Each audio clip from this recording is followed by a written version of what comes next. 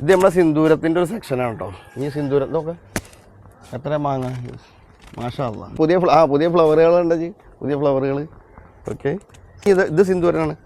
ഈ വലിയ ഡ്രമ്മിലാണ്. എത്ര മാങ്ങ നോക്കാം, കണ്ടോ മരം നിറയെ മാങ്ങ.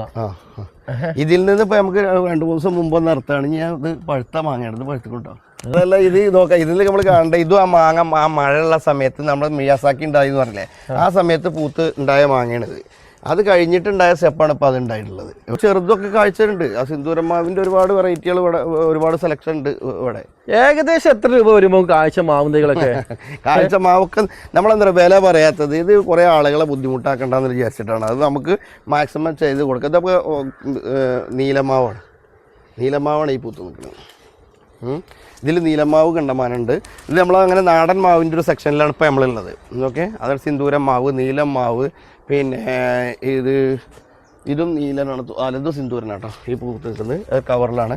ഒക്കെ നമുക്ക് അഡ്ജസ്റ്റ് ചെയ്ത് കൊടുക്കാൻ പറ്റുന്നതാണ് ഒക്കെ കേട്ടോ. നാടൻ വെറൈറ്റിൻ്റെ ഒരു ഏരിയ, ഇത് ഫുള്ള് നാടൻ വെറൈറ്റി ഏരിയയാണ്. അപ്പം നാടൻ വെറൈറ്റി ആഗ്രഹിക്കുന്ന ആൾക്കാർക്കും ഇവിടെ ആ ഒരു വെറൈറ്റി ഉണ്ട് കേട്ടോ, ഇഷ്ടം പോലെ.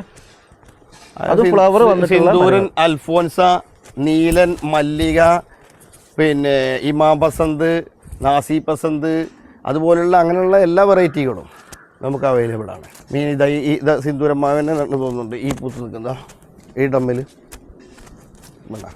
ഫ്ലവർ ഈ നിൽക്കുന്നത് സിന്ദൂരമാവ് തന്നെയാണ്. ഇതൊക്കെ പിന്നെ നമ്മൾ കട്ട് ചെയ്തുകൊണ്ട് ഇപ്പം കട്ട് ചെയ്തുള്ളൂ, 1 മാസമായിട്ട് കട്ട് ചെയ്തുള്ളൂ. പുതിയ നാമ്പ് വരുന്നുണ്ടോ നമ്മുടെ സേലം മാങ്ങ. സേലം മാങ്ങ, ഇതിൽ ലീഫ് ഉണ്ടോ. ഇതൊക്കെ ഇപ്പോൾ കട്ട് ചെയ്തിട്ട് ഫുള്ള് നമ്മൾ മുറിച്ച് മേലെ നോക്കാം, ഫുള്ള് മുറിച്ച് ഇതാക്കിയതാണ്. അതുകൊണ്ടാണ് പ്രാവശ്യം പൂവില്ലാത്തത്. കഴിഞ്ഞ പ്രാവശ്യം മാങ്ങ ഉണ്ടായിരുന്ന മരങ്ങളാണ് ഇതൊക്കെ കേട്ടോ.